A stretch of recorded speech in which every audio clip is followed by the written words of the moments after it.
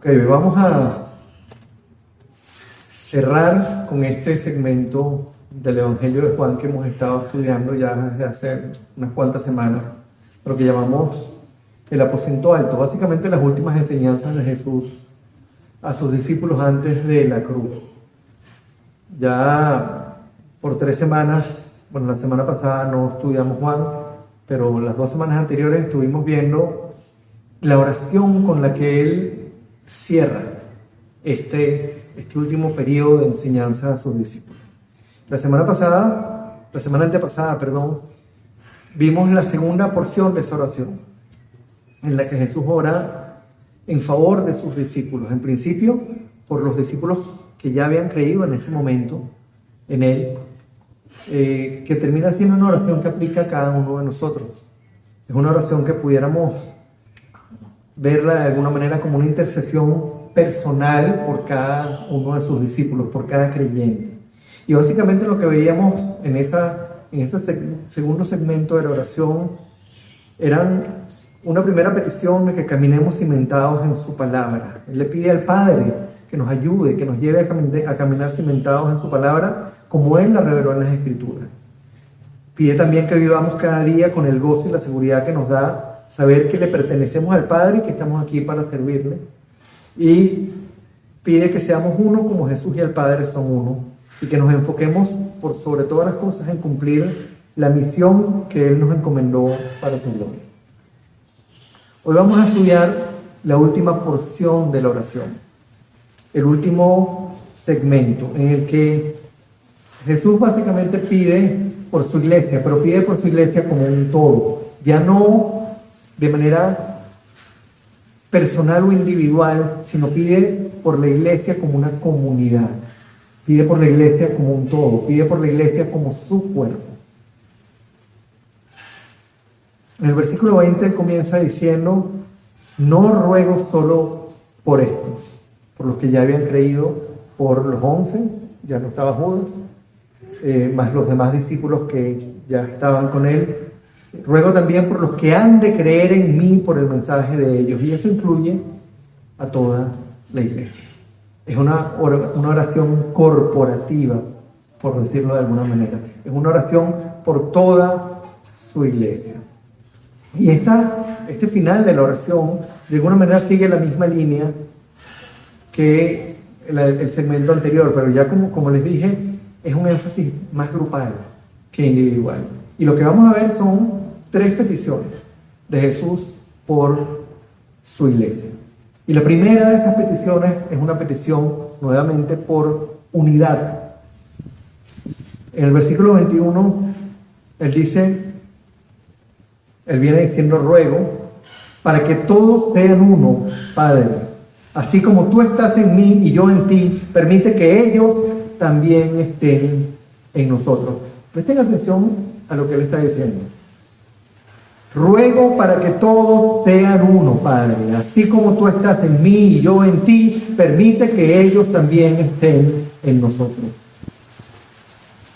Como vemos, hermanos, Jesús lleva el concepto de la unidad a otro nivel. Él pidió que todos sean uno, pero la unidad a la que Él se está refiriendo va mucho más allá de la sola unidad de la iglesia. La unidad a la que Él se está refiriendo va muchísimo más allá. Así como tú estás en mí y yo en ti, permitas que ellos también estén en nosotros. ¿Se dan cuenta de la magnitud de esa declaración? Permite, Padre, que así como tú estás en mí y yo en ti, ellos también estén en nosotros. En pocas palabras, Jesús le está pidiendo al Padre que nuestra relación con Él y con Jesús sea como la del Padre con Él. Que la unidad que hay entre ellos sea la misma unidad que hay entre nosotros y entre nosotros con Él. Como iglesia, hermanos, nosotros somos un cuerpo. Eso lo hablamos la semana antepasada. Pero no somos un cuerpo cualquiera. Somos el cuerpo de Cristo y Cristo es La cabeza. ¿Y qué pasa con la cabeza y el cuerpo? ¿Son dos cosas diferentes? No. La cabeza y el cuerpo son una unidad. El cuerpo no puede existir sin la cabeza. El cuerpo no puede hacer absolutamente nada sin la cabeza. Lo que le pasa al cuerpo afecta a la cabeza, y lo que la cabeza ordena, el cuerpo lo ejecuta. El cuerpo no puede hacer absolutamente nada si la cabeza no da la orden. Y fíjense, ¿qué es lo que está pidiendo Jesús? Que al estar unidos con Él, de esa manera también estemos unidos con el Padre de esa manera. No sé si se dan cuenta de la magnitud de lo que Él está pidiendo. Estemos unidos a Él y al Padre. Los verdaderos miembros de la Iglesia de Jesucristo no existimos de forma aislada o independiente de Él. Estamos aquí por Él y en Él. Le pertenecemos a Él y formamos, por así decirlo, una unidad con Él. Él nos incorporó, no porque nosotros tengamos la naturaleza divina como Jesús, sino porque Él nos llevó a Él y nos incorporó y nos hizo parte de su cuerpo. En los versículos 22 y 23 Él dice: yo les he dado la gloria que me diste para que sean uno, así como nosotros somos uno, yo en ellos y tú en mí. Como les dije, Él nos dio el privilegio de participar en su gloria, y eso nos hace, como el texto nos está diciendo, nos hace uno con Él. Ya no somos simples criaturas que se mueven por su gente, ya no somos seres individuales que actúan sin importarle otra cosa que ellos mismos. Así actuábamos nosotros antes de conocerlo a Él. Antes de conocerlo a Él, nosotros actuábamos por cuenta propia. No nos importaba lo que Dios quisiera, lo que Dios pensara, no nos importaba lo que nadie pensara, y todo lo que hacíamos lo hacíamos por beneficio propio, por más nada. Para nosotros, el centro de todo, ¿quiénes éramos? Nosotros. Para nosotros, los deseos que debíamos cumplir, los planes que debíamos alcanzar eran los nuestros. Como entes separados funcionábamos de manera egoísta, funcionábamos de manera imperfecta. Pero fíjense cómo era Jesús. Ahí mismo en el versículo 23 Él dice: permite que alcancen la perfección en la humildad. Hermanos, participar de esa unidad es el milagro, es el privilegio más grande que puede existir. No sé si lo han visto alguna vez de esa manera, pero estar unidos, como Jesús lo está diciendo aquí, estar unidos a Dios, al soberano creador de todas las cosas, es estar en Él y que Él esté en nosotros. Que no hay manera que nosotros como seres humanos hubiésemos imaginado o pudiésemos inventar algo como eso. ¿Podríamos nosotros, con nuestra mente finita, imaginarnos algo o atrevernos a pedirle a Dios algo tan grande como eso? Señor, permítenos ser uno contigo. Hermanos, tenemos que recordar que en Jesús estamos unidos a Dios. Somos el cuerpo que ejecuta su voluntad. Somos el cuerpo de Cristo. Somos su instrumento visible aquí en la tierra. Y solamente vamos a alcanzar nuestro propósito perfecto en la unidad con Él y con el resto de la iglesia. Y esa es una petición fundamental, porque Jesús no está orando por cualquier cosa.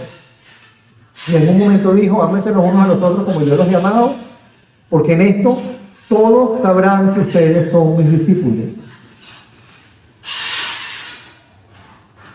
Hoy las guacamayas no quieren dejarme. Estamos unidos a Dios. Ya no somos criaturas que andamos por cuenta propia.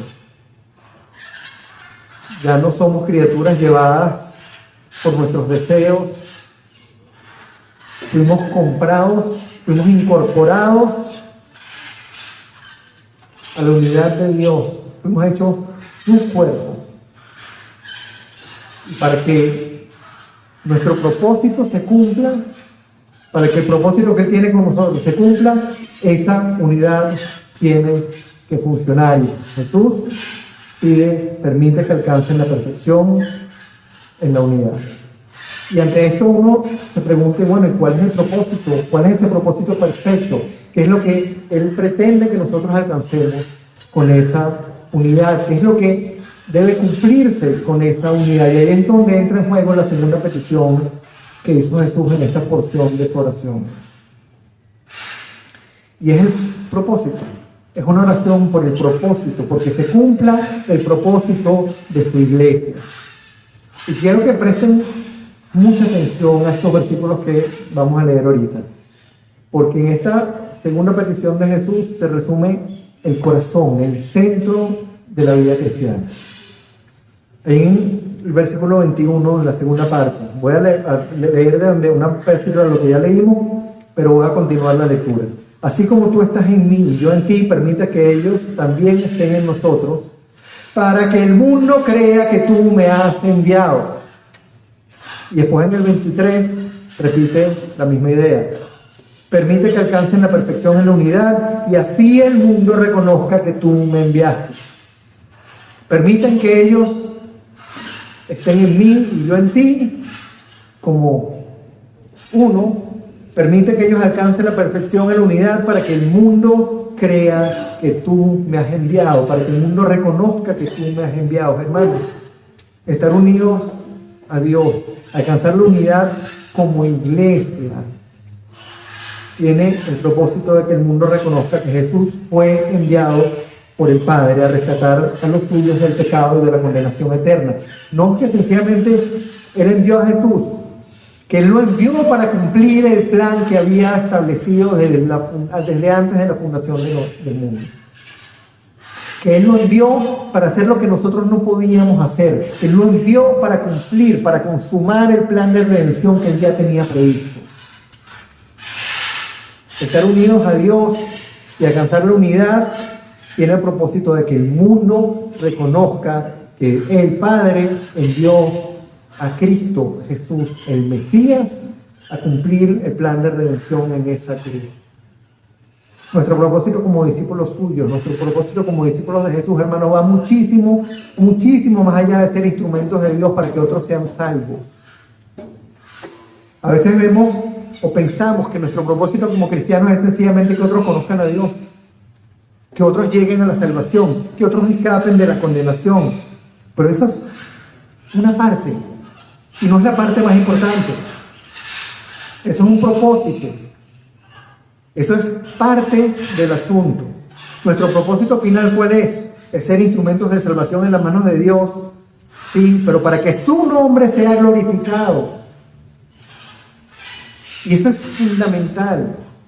Ser instrumentos suyos para que el mundo sepa lo que Él estuvo dispuesto a hacer por nosotros, a pesar de que antes éramos sus enemigos. Instrumentos que den testimonio de las buenas nuevas, que den testimonio del Evangelio. Instrumentos que testifiquen de la santidad, de la justicia, de la misericordia, de la gracia y del amor de Dios. ¿Y a dónde apuntan todas esas cosas? ¿A dónde apuntan la santidad, la justicia, la misericordia, la gracia y el amor de Dios frente a un mundo caído, frente a un grupo de personas caídas que no podían hacer nada para salvarse a sí mismas y que fueron rescatadas por su pura gracia, su pura misericordia, y fueron rescatadas nada más y nada menos que de su ira? Apunta a la gloria de Dios. Todo esto apunta a su gloria. El ser instrumentos suyos para que el mundo lo reconozca, que el Padre lo envió, apunta a su gloria. Como cristianos, muchas veces, hermanos, vemos la salvación como el propósito final del ministerio, de lo que nosotros tenemos que hacer, ir y predicarle a otros para que sean salvos. Y de nuevo, eso es solo una parte, eso es un medio para algo muchísimo mayor. De nuevo, somos instrumentos de salvación para la gloria de Dios. No sé si se dan cuenta de cuánto cambia nuestro enfoque de la vida cristiana cuando lo vemos desde esta perspectiva. Si nosotros vemos la vida cristiana como nuestra misión, como sencillamente predicarle a otros para que ellos crean y sean salvos, versus llevar las buenas nuevas y vivir la vida cristiana para que el nombre de Dios sea glorificado. Al final de todo está la gloria de Dios, ahí es a donde apuntamos, a que su nombre sea apuntado, sea exaltado, sea glorificado a través de nosotros. Hermanos, una iglesia verdaderamente unida, que vive en unión con Dios, no pone al hombre en el centro. Porque ¿quién es el centro de la iglesia? Es Dios mismo. Y el propósito de todo, ¿cuál es? Es su gloria. Y sí, es verdad, a través de nosotros, Él lleva a otros a sus pies. Y hermanos, eso es una bendición. No hay una bendición más grande que ser utilizados por Él para que alguien conozca al Señor. Pero la bendición más grande, ¿cuál es? No es esa. La bendición realmente, la bendición final, la verdadera bendición es que su nombre sea glorificado en eso. Que Él se glorifica cuando nos utiliza a nosotros para llevar a otra persona a sus pies. Y la diferencia entre estas dos cosas puede parecer sutil. O sea, uno pudiera pensar que la diferencia entre poner el enfoque en la salvación de las almas o poner el enfoque en la gloria de Dios es algo irrelevante, que es sutil. Pero hermanos, no lo es. Por el contrario, la diferencia es enorme, porque si nos enfocamos en la gloria de Dios, ponemos al hombre en segundo plano.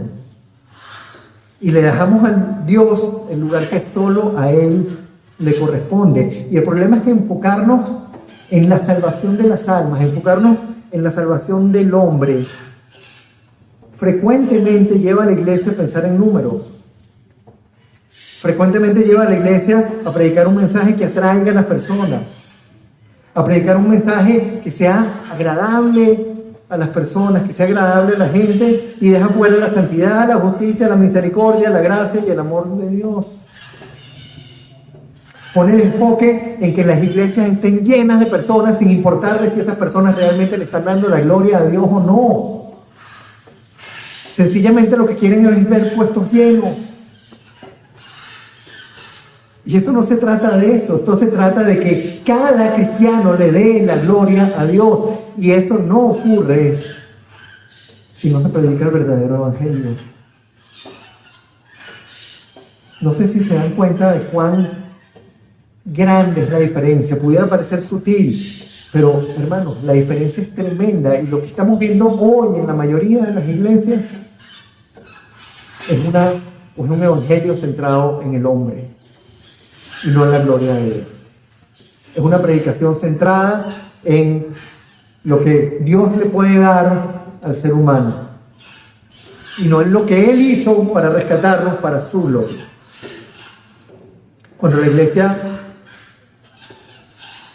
se mantiene enfocada en la gloria, en darle la gloria a Él, está mucho más resguardada, está mucho más protegida del error, porque ¿cuál va a ser el objetivo? Que el mundo reconozca a Dios tal como Él es, tal como Él se reveló en las Escrituras. Y lo que nos va a proteger del error son las Escrituras mismas. El Espíritu Santo no nos va a dejar salirnos de ahí. Si nosotros queremos darle la gloria a Dios, y si nuestro propósito como iglesia, y nuestro propósito tanto a nivel corporativo, por darle una palabra, grupal como individuales, y su nombre sea glorificado, entonces no podemos ni pensar en torcer la palabra. No podemos ni pensar en variar el mensaje. No podemos ni pensar en atraer a la gente con algo que sea diferente a lo que Dios nos dio. Quien va a hacer la tarea es Él, no nosotros. Él no nos llamó a entretener a la gente, no nos llamó a que la gente venga y pase un rato divertido en la iglesia como lo pasaría en el mundo. Él nos llamó a ser instrumentos suyos y a que el mundo conozca que el Padre envió a Cristo a morir en esa cruz por nosotros.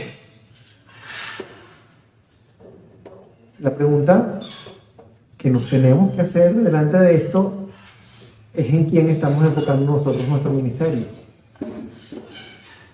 como iglesia y como individuos, cuando nosotros le compartimos la palabra a alguien más, cuando nosotros le compartimos el evangelio a alguien más, ¿cuál es nuestro enfoque? Que esa persona sea salva o que esa persona glorifique a Dios. Porque el final de todo el asunto es la gloria del Padre.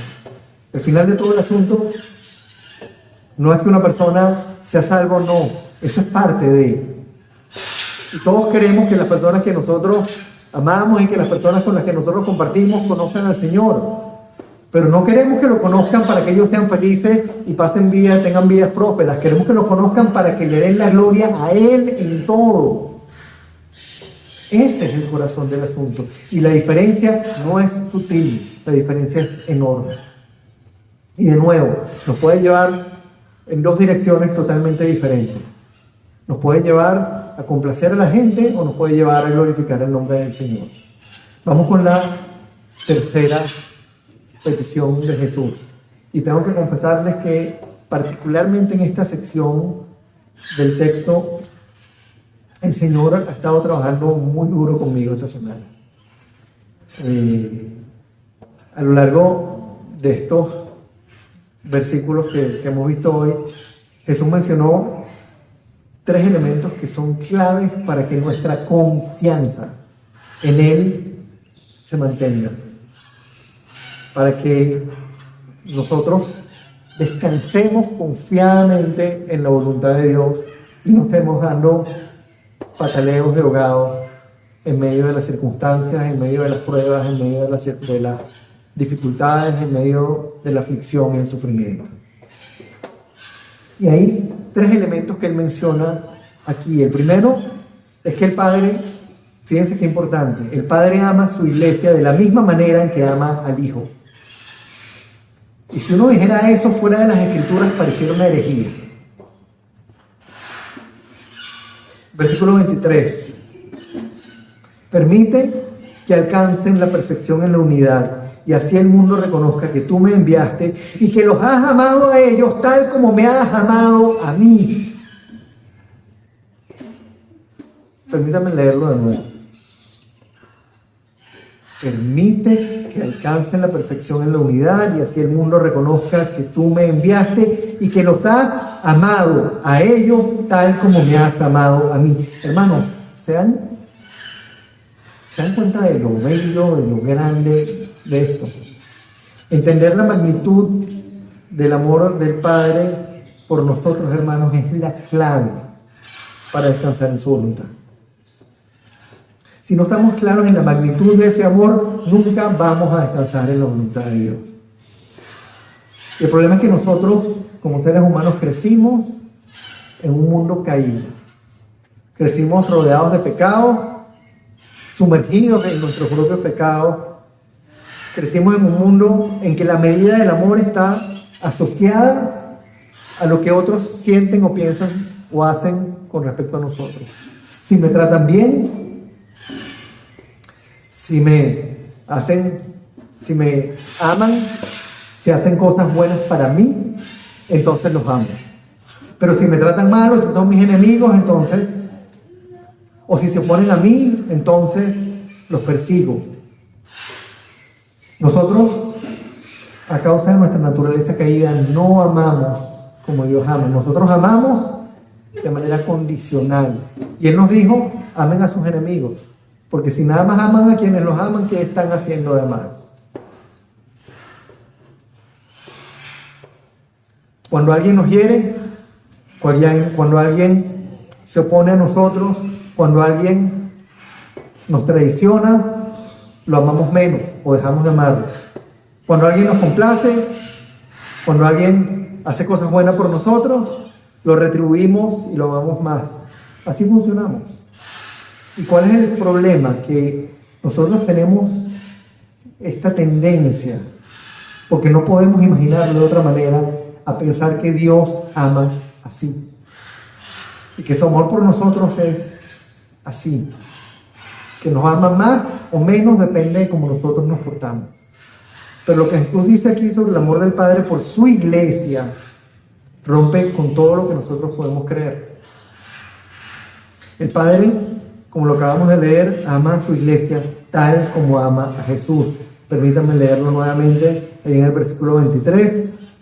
Permite que alcancen la perfección en la unidad y así el mundo reconozca que tú me enviaste y que los has amado a ellos tal como me has amado a mí. Que los has amado a ellos tal como me has amado a mí.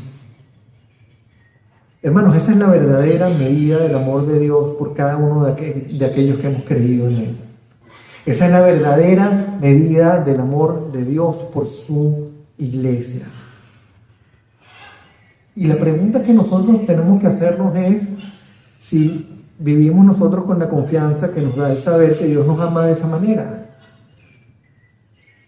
Si vivimos nosotros con la certeza de que Dios nos ama de esa manera. Porque esto es una declaración, esta es la declaración más importante que nosotros podemos hacer. Como cristianos, como discípulos de Dios, que Él nos ama a nosotros como ama al Hijo.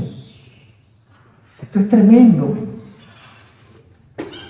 Vivimos nosotros con esa certeza, tenemos nosotros esa certeza de que Él nos ama de la misma manera en que ama a Jesús. El segundo aspecto que Él menciona acá para la confianza es que Él está en todo momento con nosotros. Jesús está en todo momento con nosotros porque donde Él está su iglesia. No son dos cosas separadas. No es que Él está por allá y nosotros estamos por aquí. Donde está un cristiano está Cristo presente. Donde está Cristo presente está su iglesia. No son separables. El versículo 24 dice: Padre, quiero que los que me has dado estén conmigo donde yo esté, que vean mi gloria, la gloria que me has dado, porque me amaste desde antes de la creación del mundo. Fíjense que Él no está hablando en tiempo futuro. Aunque incluye el tiempo futuro, Él no está hablando de algo que va a ocurrir próximamente. La presencia de Jesús en su iglesia no se restringe a la vida después de la muerte. No se restringe a la era que vendrá después del juicio final, cuando ya seamos restaurados a la imagen de Jesús. La presencia de Jesús en su iglesia y con su iglesia empieza ahora. Él está con nosotros aquí y lo seguirá estando cuando nos encontremos con Él en la eternidad.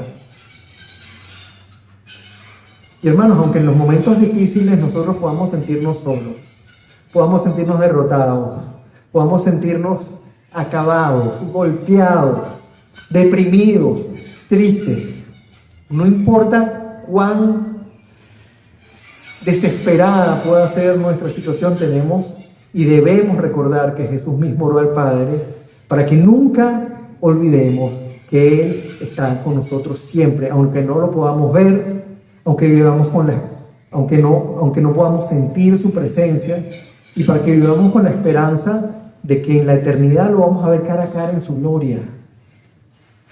De que aquí estamos con Él aunque no lo podemos ver, pero que tenemos la esperanza de que llegará el día en que vamos a estar cara a cara con Él viendo su gloria. Esa fue parte de la oración de Jesús. Permite que ellos sepan que yo estoy ahí con ellos y que voy a estar eternamente con ellos. Y eso es crucial, hermano. Porque cuántas veces nosotros no nos sentimos como cristianos abandonados en medio de las pruebas. Cuántas veces nosotros no nos sentimos derrotados en medio de las pruebas. La semana pasada David nos predicó aquel pasaje hermoso de Pablo, en el que dice derrotados, pero confundidos, pero, y habla de todo lo que nosotros podemos experimentar, pero cómo el Señor tiene propósito en medio de todo eso. Y aquí nos dice: Padre, quiero que los que me has dado estén conmigo donde yo estoy. Y lo dijo antes de ser llevado a la gloria nuevamente con Él. Nosotros no estamos solos nunca. Nosotros no estamos abandonados nunca. Nosotros no estamos por cuenta propia nunca. Y eso pudiera parecer innecesario decirlo, pero es enteramente necesario, porque lo que experimentamos verdaderamente en medio de la prueba es soledad. lo que verdaderamente experimentamos en medio de la prueba, llegamos a sentir que Dios no está con nosotros. El salmista lo dijo, y Cristo citó esas palabras: Padre, ¿por qué me has abandonado? ¿Nos hemos sentido nosotros abandonados o no en medio de la dificultad y en medio de la prueba? Y la oración de Jesús en este sentido es crucial. Permite que ellos estén conmigo siempre. El tercer aspecto de esa petición de oración por confianza es que Él sigue revelándonos al Padre para que el amor de Dios y la comunión con Él sean el combustible de su iglesia, sean lo que mueve a su iglesia. Fíjense en los versículos 25 y 26.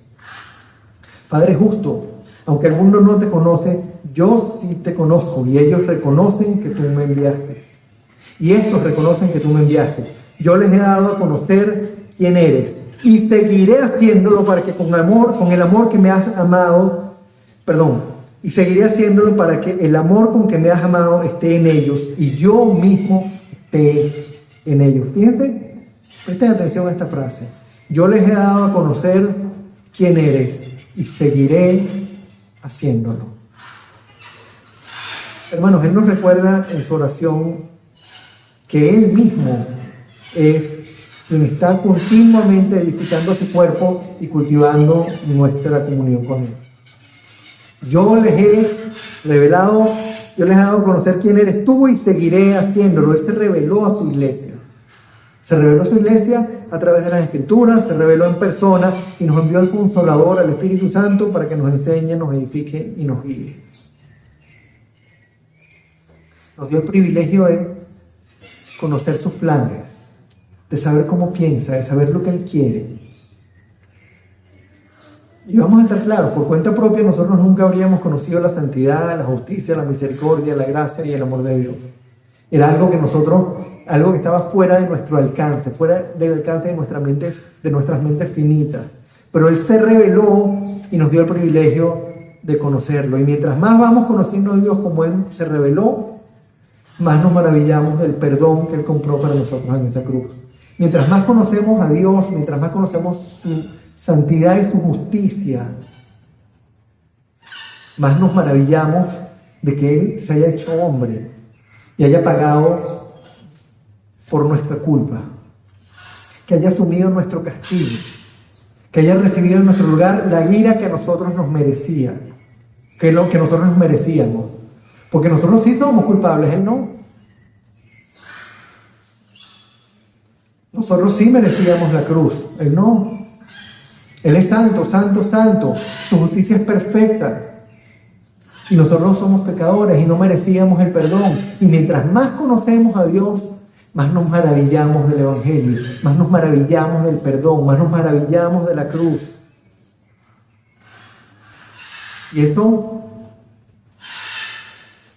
es algo que pareciera innecesario decirlo. Mientras más lo conocemos, más nos maravillamos de su amor. Pero en la práctica, ¿cuánto nos maravillamos de su amor? ¿Cuánto nos maravillamos de la cruz? ¿Cuánto nos maravillamos verdaderamente de esa noticia maravillosa? El problema es que nos pasa. Y si nosotros como cristianos no nos estamos maravillando con su amor y no nos estamos gozando en la comunión con Él, es porque algo está pasando. Tal vez hemos dejado de lado su palabra. Tal vez hemos puesto nuestra mirada en la sabiduría de los hombres o en las cosas del mundo. Nos hemos alejado de las Escrituras. Estamos más concentrados en otras cosas. Estamos concentrados en nuestro trabajo, estamos concentrados en otras actividades, en otros intereses que tenemos y estamos prestándole más atención a otras cosas que a Él. Tal vez hemos dejado que el sufrimiento y las aflicciones que estamos viviendo nublen nuestra mirada y siembren además en nosotros una raíz de amargura que nos aparta de la comunión con Dios. Eso es lo que yo estaba experimentando recientemente. que en medio de las aflicciones, en medio del dolor, en medio de la tribulación, del sufrimiento, mi mirada se ha nublado. Y lo que antes veía claramente, ya no lo veo tan claramente. Y el amor que antes veía claramente, ya no lo veo tan claramente. Y el amor que antes disfrutaba y daba por sentado, ahora lo pongo en duda. Y lo que ha comenzado a crecer es una raíz de amargura, una queja contra Dios y contra su voluntad. ¿Por qué, Señor, tiene que pasar esto? ¿Por qué tiene que ser tan difícil? ¿Por qué tienes que permitir esto? ¿Por qué permites aquello? Y les pregunto, ¿no hemos estado todos nosotros en ese lugar? Tal vez es a causa de nuestros pecados, que junto con nuestra propia naturaleza caída, nos hacen dudar de que Dios realmente puede amarnos, como dice la palabra que nos ama, y nos lleva a alejarnos de Él. Tal vez sea una combinación de todas estas cosas. Hemos dejado la palabra, el sufrimiento nos ha nublado la mirada, nuestro pecado y nuestra propia naturaleza nos ha puesto a dudar acerca del amor de Dios. Y nos ha puesto a dudar de que realmente Él nos ame como dice que nos ama. El hecho es que sean cuales sean las razones por las que no nos estamos maravillando con su amor y no nos estamos gozando en su presencia y no estamos descansando confiadamente en su voluntad, sean cuales sean las razones, no podemos olvidar lo que acabamos de ver en estos versículos, en los que Él pide porque su iglesia confíe en Él. Que Él nos ama como ama al Hijo, nos ama a nosotros como ama a Jesús. Está siempre con nosotros aunque no lo podamos ver, está siempre con nosotros en medio de la aflicción y el sufrimiento aunque no podamos sentir su presencia. Y está continuamente revelándonos el Padre a través de las Escrituras para que su amor y su comunión y la comunión con Él sea el combustible que nos mueve.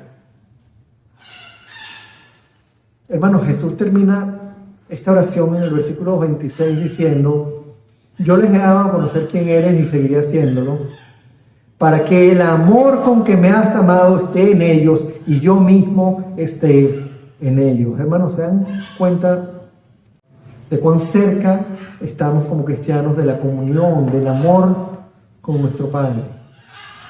Cuando dejamos de reposar confiadamente en su voluntad, hermanos, no lo hacemos porque Él nos falla. No lo hacemos porque Él dejó de hacer lo que tenía que hacer o porque Él cambió, Él es inmutable. Su amor es eterno, su amor no cambia, sus promesas se cumplen. El problema está de nuestro lado. Cuando dejamos de reposar en Él, es porque nosotros estamos dudando de su amor. Es porque pensamos que nos ha dejado solos. Es porque dejamos de crecer en nuestra relación con Él, porque nos alejamos de su presencia, nos alejamos de su palabra. Dejamos de alimentarnos de las Escrituras. Cuando nuestra confianza en Él y en sus planes empieza a hacerse más chiquita, el problema está de nuestro lado. Pero la restauración está a la vuelta de la esquina, hermano. Y eso es crucial. La restauración está a la vuelta de la esquina y todo comienza doblando rodillas y pidiéndole al Señor guía, pidiéndole restáuranos. Pero tiene que estar acompañado con abrir las Escrituras, con abrir nuestras Biblias y estudiarlas con un corazón sumiso, con un corazón dispuesto a ser confrontado, a que seamos movidos, quebrantados por Él con nuestro pecado, a que seamos restaurados, a que seamos consolados, a que seamos animados por el Padre Celestial que nos ama como ama al Hijo. Cuando esa confianza se pone chiquita y nos lleva a dudar de los propósitos del Señor, nos lleva a dudar del amor del Señor, nos lleva a poner la mirada en otras cosas que no son Él, nos lleva a la depresión, a la tristeza, nos lleva a que la amargura crezca dentro de nosotros. La restauración está a la vuelta de la esquina, pero no viene porque chascamos los dedos. Comienza cuando oramos, doblamos rodillas y le pedimos: Señor, guíanos a través de tu palabra, y abrimos la palabra y nos sumergimos ahí y dejamos que Él nos restaure. En una ocasión Jeremías le dijo al Señor una de las frases más fuertes que podemos encontrar en la Biblia. Lo voy a parafrasear. Le dijo: ¿hasta cuándo serás un río que no me quita la sed? ¿De qué sirve un río con un agua que no quita la sed? En pocas palabras, Jeremías le estaba diciendo al Señor: ¿hasta cuándo me serás inútil? ¿Hasta cuándo serás un río que no quita la sed? Y la respuesta del Señor a Jeremías fue: si te arrepientes, yo te restauraré y podrás servirme. Cuando nuestra confianza se pone chiquita, como se puso la confianza de Jeremías, o como se puso la confianza de Elías, o como se puso la confianza de cualquiera de los siervos que vemos en la Biblia, la restauración está a la vuelta de la esquina, en la oración y la palabra. Hermanos, hoy hemos visto 3 peticiones de Jesús por su iglesia, que además de recordarnos de alguna manera cómo tenemos que orar, ¿sí? Debemos orar por unidad, debemos orar por propósito, debemos orar por confianza. Son también un recordatorio de que como cristianos nosotros podemos enfrentar el reto de representar a Cristo en un mundo caído sin temor y con gozo. El oro por unidad. No somos solamente un cuerpo como iglesia, también somos uno con Dios. Como iglesia somos una extensión suya. Somos su cuerpo, fuimos rescatados por la sangre de su Hijo con un propósito infinitamente mayor que cualquier cosa que podamos imaginar. Él nos rescató, nos hizo instrumentos suyos, nos unió a Él, nos hizo una extensión suya, su cuerpo, para cumplir un propósito. Y esta es la segunda petición, el propósito. Y es que fuimos rescatados de la cruz para algo mucho más grande que sencillamente rescatar a otros. Ya esa parte es buena, ser instrumentos de salvación para otros. Pero nuestro verdadero propósito es ser instrumentos de Dios para que su nombre sea glorificado. Y la diferencia entre esas dos cosas es tremenda. Y la tercera petición es por nuestra confianza. Si bien nuestra vida como cristianos es difícil, está llena de retos, está llena de dificultades, nosotros podemos confiar en que, punto 1, el Padre nos ama tanto como ama a Jesús. Nos ama tanto como ama a Jesús. Que no importa lo dura que sea la prueba, Él está con nosotros siempre. Y que Él está continuamente ayudándonos a conocer más al Padre para que su amor esté en nosotros y nuestra comunión con Él se haga cada día más profunda. Esas son cosas, hermanos, que debemos recordar continuamente. Si Jesús oró así por nosotros, es porque estaba total y absolutamente consciente, siendo quien era, de que nosotros íbamos a necesitar esas oraciones, de que nosotros íbamos a necesitar que Él orara y que nosotros mismos oráramos unos por los otros por unidad como iglesia y unidad con Él, que nosotros íbamos a necesitar oración para recordar nuestro propósito, recordar que la gloria es para Él y que nuestro propósito es su gloria. Y para hacernos recordar que siempre vamos a necesitar su ayuda y la intercesión de otros para que nuestra confianza no decaiga, porque Él sabía que frente a las pruebas nuestra confianza iba a decaer. Él mismo pasó por situaciones aflictivas, mucho más aflictivas y mucho más terribles que las de nosotros. Él mismo le dijo a sus discípulos: estoy angustiado, pero voy a pedirle al Padre que quite de mí esta prueba si para esto he venido. 3 veces le pidió al Padre: pasa de mí esta copa, pero que sea tu voluntad y no la mía. Jesús se angustió frente a lo que venía. Y Él conocía la angustia que nosotros íbamos a experimentar frente a la dificultad y frente al sufrimiento que puede significar servirle.